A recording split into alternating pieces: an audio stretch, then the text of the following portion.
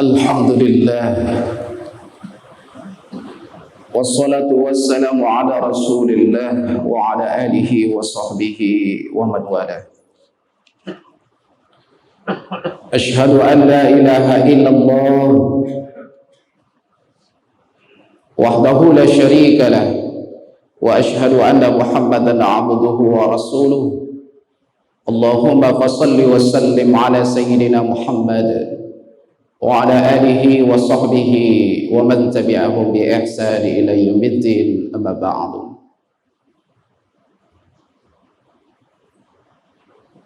Fa ya ibadallah, usikum wa iyaya bi taqwallah, ittaqullaha haqqa tuqatih wa la tamutunna illa wa antum muslimun. فقال الله تعالى في الكتاب القرآن الكريم: أعوذ بالله من الشيطان الرجيم. إن عدة الشهور عند الله 12 شهرا في كتاب الله يوم خلق السماوات والأرض منها 4 حرم Zalika dinul qayyim fala tazlimu fihinna anfusakum wa qatilul musyrikina kaffah kama yuqatilul musyrikina kaffah wa'lamu annallaha ma'al muttaqin. Shadaqallahul azim. Surah At-Taubah ayat 36. Bapak saudara jamaah Jumat yang dimuliakan Allah Subhanahu wa taala, senantiasa kita bersyukur kepada Allah Subhanahu wa taala karena Allah Subhanahu wa taala telah melimpahkan kepada kita karunia yang sebesar-besarnya, di mana karunia itu diantaranya adalah kesehatan kita, keimanan kita, dan juga kekuatan kita, karena kita adalah bersaudara, baik ukhuwah secara insaniyah, di mana kita adalah sama-sama zuriat anak cucu Adam alaihissalam. Kita sama-sama manusia. Allah juga memberikan kepada kita ukhuwah Islamiyah. Kita sama-sama anak cucu Adam dan juga kita sama-sama umat Islam. Dan barangkali mungkin ada yang tidak sama akidah, tetapi kita diikatkan dengan satu ukhuwah yang bernama ukhuwah wathaniyah. Oleh karenanya, keindahan yang tiada tara yang dirasakan oleh umat Islam dahulunya ketika disatukan dalam kalimat tauhid, la ilaha illallah Muhammadur Rasulullah sallallahu alaihi wasallam. Ini adalah kalimat menyatukan baik antara golongan tua dengan golongan muda, ataupun kaum perempuan dengan kaum laki-laki, umumnya kaum muslimin dan muslimat umat manusia disatukan dalam kalimat ini, kalimat tauhid la ilaha illallah Muhammadur Rasulullah. Salawat dan salam juga tidak lupa kita kirimkan kepada suri tauladan bagi kita, yakni Nabi Muhammad sallallahu alaihi wasallam. Allahumma salli ala Muhammad wa ala ali Muhammad. Bapak saudara jamaah Jumat yang dimuliakan Allah Subhanahu wa taala, pada hari ini kita masih berada pada bulan yang dimuliakan Allah Subhanahu wa taala. Bulan ini disebut dengan bulan haram karena sesungguhnya Allah Subhanahu wa taala telah menetapkan 12 syahran. Nama-nama bulan itu ditetapkan Allah Subhanahu wa taala yauma khalaqas samawati wal ardh. Ketika Allah menciptakan langit dan bumi ini, maka nama-nama bulan itu telah ditetapkan oleh Allah Subhanahu wa taala. Lalu ada yang bertanya, kenapa ketika hijrah belum ada tahun. Maka ini perbedaan, Allah telah menetapkan bulan tapi belum terhadap tahun. Maka tahun itu biasanya ditetapkan terhadap kejadian-kejadian yang ada pada waktu itu. Ketika kita melihat ada tahun yang dinamakan tahun gajah, ketika pasukan gajah waktu itu yang dipimpin oleh Abraha ingin menghancurkan Ka'bah, maka ini ditetapkan namanya adalah nama tahun gajah. Tetapi setelah ada surat seorang gubernur kepada Khalifah Umar bin Khattab radhiyallahu anhu, maka di saat itu ditetapkan tahun yang di saat itu ditetapkan tahun dimulai ketika hijrah Rasulullah SAW dari Makkah ke Madinah. Bapak saudara jemaah Jumat yang dimuliakan Allah Subhanahu wa taala. Maka di antara bulan-bulan yang haram ada Zulkaidah, ada Zulhijjah, ada Muharram, di antaranya adalah bulan yang kita tepati pada hari ini, yakni bulan Rajab. Maka kita lihat dalam sejarah ketika bulan Rajab ini yang pertama adalah bulan kedamaian. Maka pada bulan Rajab tidak dibenarkan ada peperangan. Ini yang disebutkan bulan-bulan suci, di mana semua orang damai, di semua orang tentram, tidak ada lagi parang yang diasah, tidak ada lagi mulut yang berkoar, tidak ada lagi statement yang menyakitkan. Maka tepat pada hari ini bahwa sesungguhnya saatnya kita ke bukit sama mendaki, ke lurah sama menurun. Saciok bak ayam sedang ciong bak basi. Pada hari ini dan juga Sumatera Barat menempati momen-momen yang berharga, di mana kita telah menetapkan kepemimpinan Sumatera Barat dan juga kepala daerah. Dan juga pada hari ini Allah Subhanahu wa taala ada kemuliaan yang diangkat pada hari Jumat dan juga terjadi pada bulan Rajab. Apa hikmah yang bisa kita ambil di sini? Maka sesungguhnya ketika api sudah menyala, ketika tungku sudah berapi, di situ silang menyilang kayu, kemudian diambil satu kesepakatan, adalah satu musyawarah dan mufakat menemukan seorang pemimpin. Nah, pada saat itulah kita sesungguhnya bersatu kembali untuk membangun daerah yang kita cintai ini. Bapak saudara jemaah Jumat yang dimuliakan Allah Subhanahu wa taala.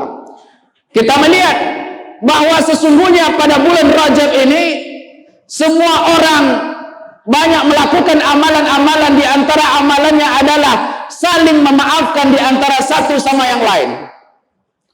Tidak ada lagi caci maki, tidak lagi ada lagi hina menghina.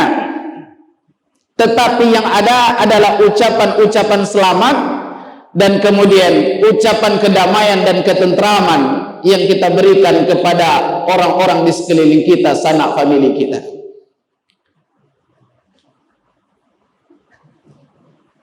Bapak saudara jemaah Jumat yang dimuliakan oleh Allah Subhanahu wa taala. Ini yang pertama, hikmah pada bulan Rajab, di mana bulan Rajab adalah bulan kedamaian. Oleh karenanya seorang ulama dia berpendapat bahwanya bulan Rajab adalah bulan di mana kita beristighfar kepada Allah Subhanahu wa taala, pengampunan. Bulan Rajab juga bulan kita berpuasa, diperbanyak berpuasa. Ketika Rasulullah Shallallahu Alaihi Wasallam sampai ke Madinah, diceritakan oleh Ibnu Abbas bahwa Rasulullah Shallallahu Alaihi Wasallam menempati orang-orang Yahudi di saat itu berpuasa. Lalu Rasulullah bertanya, kenapa kalian berpuasa? Lalu mereka menjawab bahwasanya pada bulan Rajab ini adalah bulan kemuliaan, di mana dibebaskan Musa alaihissalam juga kaum Bani Israel. Lalu apa kata Rasulullah Sallallahu Alaihi Wasallam? Kami lebih mulia dan lebih menghormati Musa alaihissalam daripada kalian, dan kemudian memerintahkan kepada umat-umat Muslim dan para sahabat untuk berpuasa pada bulan Rajab. Bapak saudara yang dimuliakan Allah Subhanahu Wa Taala. Lalu kalau kita lihat bagaimana pengampunan, bagaimana berpuasa pada bulan Rajab. Puasa tidak hanya menahan mulut saja, tetapi juga menahan hati. Bagaimana mulut tidak lagi melontarkan, bagaimana hati tidak lagi membenci, bagaimana hati tidak lagi sakit, tetapi saling memaafkan antara satu sama yang lain. Inilah kemuliaan yang ada pada bulan Rajab. Maka pada bulan Rajab ini momentum bagi kita untuk berdamai antara satu dengan yang lainnya. Maka celaka mereka yang senantiasa menyimpan sakit hati di dalam dadanya, lalu kemudian melontarkan isi dalam mulut dan kata-katanya diwujudkan dalam kata-katanya, baik itu di alam nyata maupun di alam maya. Maka kita di ranah Minang biasa, ketika bersilang kayu di dalam tungku, di situ api kita sebesar-besarnya menyala. Tetapi ketika nasi sudah masak, maka dihidangkan bersama dan kita makan bersama menuju satu cita-cita yang kita impikan. Dan inilah kesatuan. Waqtasimu bihablillah, kita bersatu dalam kalimat Allah Subhanahu wa taala. Bapak Saudara yang dimuliakan oleh Allah Subhanahu wa taala, ini adalah momen yang pertama di mana momen kita berpuasa. Puasa, kata Imam Al-Ghazali, tidak hanya menahan lapar saja.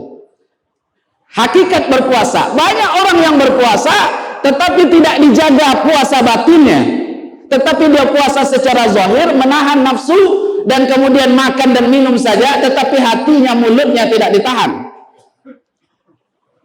Dan itu pula mungkin barangkali dasarnya Imam Al-Ghazali membagi orang berpuasa itu adalah terdapat 3 golongan. Pertama adalah puasa orang biasa yang hanya menahan haus dan lapar saja. Kedua adalah puasa khusus yang mereka sudah menahan dari zahir dan batinnya. Dan kemudian juga puasa orang-orang yang diistimewakan, para anbiya, para aulia, di mana mereka tidak hanya menahan nafsu dan makan saja, tetapi mereka juga berhati-hati dengan hal-hal yang akan membatalkan dan merusak puasa.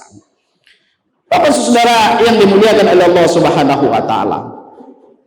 Yang kedua, pada bulan Rajab ini kita berbanyak di dalam melakukan salawat kepada Rasulullah sallallahu alaihi wasallam. Innallaha wa malaikatihi yusholluna 'alan nabi. Para malaikat bersolawat kepada Nabi, kepada Rasulullah sallallahu alaihi wasallam. Maka ketika kita sebagai umat Rasulullah sallallahu alaihi wasallam tidak bersolawat, maka kita termasuk umat-umat yang kikir. Salawat adalah kedamaian, salawat adalah ketentraman. Ketika kita lihat bagaimana Islam diturunkan di negeri Mekah yang temperamen orangnya adalah orang-orang keras, ketika mereka berkelahi, ketika mereka berperang antara satu sama lain, namun ketika salawat dikumandangkan di tengah-tengah mereka, mereka sangat memuliakan Rasulullah sallallahu alaihi wasallam dan mereka tidak mau melanjutkan kebencian-kebencian itu. Oleh karenanya kedamaian akan kita dapat di dalam salawat. Kita senantiasa bersolawat kepada Rasulullah sallallahu alaihi wasallam, baik kita dengar nama Rasulullah disebut maupun tidak kita dengar, maka perbanyaklah solawat, karena salah satu yang kita harapkan nanti di akhirat adalah syafaat dari Rasulullah sallallahu alaihi wasallam. Orang-orang yang senantiasa mengucapkan solawat, maka dalam hatinya, dalam jiwanya akan terdapat rasa kedamaian. Kita melihat bagaimana hadis Rasulullah sallallahu alaihi wasallam bahwasanya di dalam diri kita itu ada segumpal daging. Maka ketika segumpal daging itu busuk, maka busuk perkataan kita, busuk tingkah laku kita, busuk cara berpikir kita. Tetapi apabila segumpal darah itu bersih, baik, maka baik perkataan yang keluar, maka baik tingkah laku kita yang keluar, maka baiklah hati kita dan ucapan kita yang keluar. Apa itu? Adalah qalbun, adalah hati. Maka hati ini adalah kunci dari manusia. Maka oleh karenanya wa'allimuhul kitab. Kita di dalam Islam tidak hanya disuruh untuk mengisi otak saja, akal saja, tetapi juga wa yuzakkihim, tetapi juga membersihkan hati. Seiring antara keduanya. Karena kenapa? Banyak orang yang mengisi akal dengan ilmu tetapi tidak membersihkan hatinya, tidak mensucikan hatinya. Akhirnya orang ini suka menyalahkan orang lain, baik dalam hal umum ataupun dalam beragamanya sendiri. Bapak saudara yang dimuliakan oleh Allah Subhanahu wa taala. Yang ketiga, amal-amal ibadah apa yang harus kita perbanyak pada bulan Rajab adalah tilawatil Quran. Karena kenapa? Para ulama mengatakan bahwa bulan Rajab adalah bulan istighfar, bulan Sya'ban adalah bulan sholawat, dan kemudian bulan puasa adalah bulan nuzul Quran, adalah turunnya Al-Quran. Oleh karenanya kita lihat bagaimana Al-Quran turun pertama adalah surat Al-Alaq, Iqra bismi rabbikal ladzi khalaq. Di sini dijelaskan kita bahwa menuntut ilmu itu penting. Mencari ilmu itu adalah penting, malah ayat yang pertama turun bagaimana kita berilmu. Ketika orang tidak berilmu maka dia akan tersesat. Namun ketika orang ini sudah berilmu, ada peringatan dari Allah, ada nasihat dari Allah, disambung ayat terakhir. Kalla la tuti'hu wasjud waqtarib. Artinya apa? Orang yang berilmu sebenarnya yang diinginkan adalah bagaimana dia dekat dengan Allah Subhanahu wa taala. Bagaimana hablum minallahnya bagus dan kemudian hablum minan nasnya juga bagus. Lalu apakah di antara kita ada yang ketika berilmu lalu hablum minan nasnya tidak bagus? Sangat banyak. Maka oleh karenanya ketika ilmu yang diinginkan oleh Allah Subhanahu wa taala itu adalah mereka yang punya ilmu, dan kemudian kalla la tuti'hu wasjud waqtarib, dengan ilmunya itu dia tunduk takut kepada Allah Subhanahu wa taala. Maka orang yang berilmu dinamakan dengan alim. Ketika banyak ulama ciri khasnya adalah orangnya adalah takut kepada Allah Subhanahu wa taala. Karena kenapa? Kalla la tuti'hu wasjud waqtarib. Ini juga ternyata yang diilhami oleh orang kita, orang-orang Minangkabau ketika berilmu jangan seperti padi. Mencengang ke atas, tetapi apa yang kita harapkan ketika berilmu, maka menundukkanlah. Ketika semakin berisi, maka sesungguhnya kita adalah semakin menunduk. Ini tepat ketika kita amalkan dari surat Al-Alaq, orang yang berilmu itu kalla la tuti'hu wasjud waqtarib.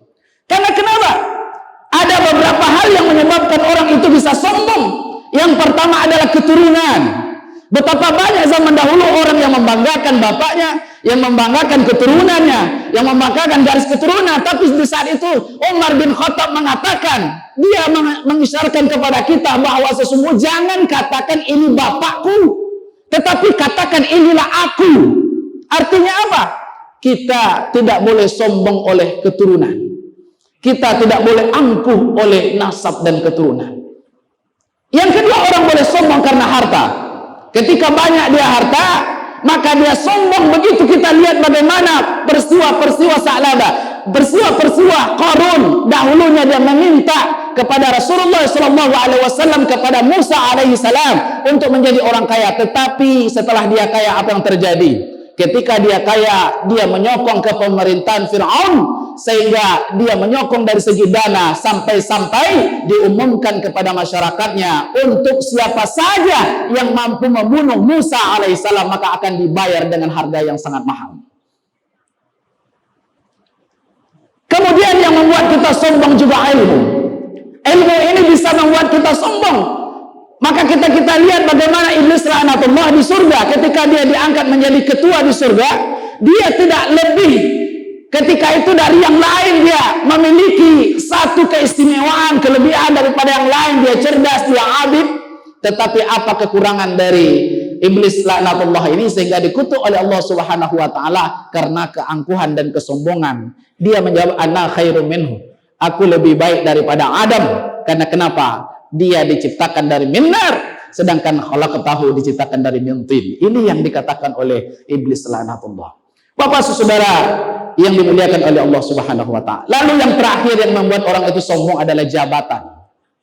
Oleh karenanya, mari kita semua, jabatan itu tidaklah selama-lamanya. Oleh karenanya, ketika para sahabat mendapat amanah, dia tidak pernah merebut dari amanah ini. Bagaimana Umar bin Khattab ketika dahulu akan diangkat menjadi khalifah, dia lari keluar supaya orang tidak memilihnya. Tetapi ketika dia pilih, Umar bin Khattab. Bagaimana Umar bin Khattab mengatakan ini adalah suatu musibah, termasuk juga Utsman bin Affan. Inna lillahi wa inna ilaihi rajiun. Andai kata seandainya jabatan ini tidak bisa dilakukan atau ditunaikan amanah 100%, maka atau kita tunaikan janji-janji semampu kita, tidak kita tunaikan janji-janji kita kepada orang-orang yang kita janjikan, maka apa yang terjadi? Tanggung jawabnya tidak hanya di dunia, tetapi tanggung jawabnya juga di akhirat, di mahkamah Allah Subhanahu wa ta'ala. Hidup ini hanyalah sementara saja. Dari anak-anak, bayi, kanak-kanak, remaja, dewasa, kemudian tua, lanjut usia. Setelah itu kita akan masuk ke alam berikutnya yang dinamakan alam barzah. Oleh karena persiapkan apapun tugas kita, jabatan kita, pegawaikah, petanikah, pedagangkah, pejabatkah, angkatankah, ke mediskah, gunakan semua itu sebagai ladang pahala, ladang amal kita yang akan mempermudah kita nanti akan berpulang ke rahmatullah Allah Subhanahu wa ta'ala. Faqtabiru ya ulil absar la'allakum turhamun.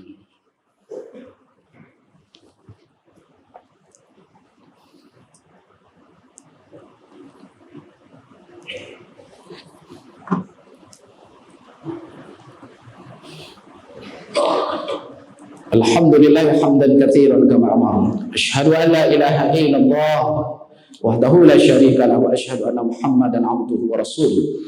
Allahumma shalli wa sallim ala sayyidina Muhammad wa ala alihi wa sahbihi wa man tabi'ahu bi ihsani ila yaumiddin, amma ba'du. Fa ya ibadallah, usikum wa iyaya bi taqwallah faqad fazal muttaqun. Faqala Allah ta'ala fil kitabil Qur'anil Karim. A'udzu billahi minasy syaithanir rajim.